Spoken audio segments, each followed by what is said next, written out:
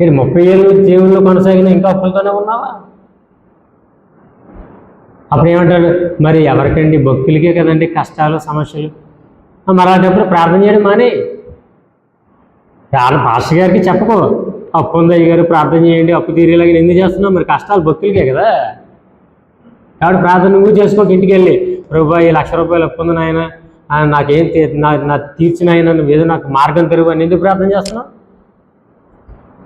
భక్తులకే కష్టాలు అయినప్పుడు అది కష్టమే కదా, నువ్వు ప్రార్థన చేయకు. రోగం, భక్తుడు కాబట్టి నీకు రోగం వచ్చింది, కష్టమే కదా, నువ్వు ప్రార్థన చేయకు. దేవునికి స్తోత్రం అనాలి. దేవా నాకు ఈ వ్యాధి పెట్టావా, వందనాలు అయినా అనాలి. అప్పుడు నీకు ఇంకో వచనం గుర్తొస్తుంది, ఏ తెగులు నీ గుడారమున్ సమీపించదయ్యా, అపాయమేమియు రానే రాదు, రానే రాదయ్యా.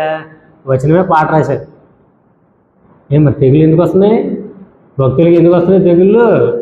మనుషులు కదండి రావేటండి. మరి నువ్వు భక్తుడు కదా, నువ్వే చెప్తావు భక్తుడికి రాదని బైబిల్ చెప్తున్నప్పుడు నువ్వు మనిషి అయినా. ఇప్పుడు అర్థం, జ్ఞానంతో ఎవడన్నా ఆలోచించి వాడిని ఒకరిని చూపించండి.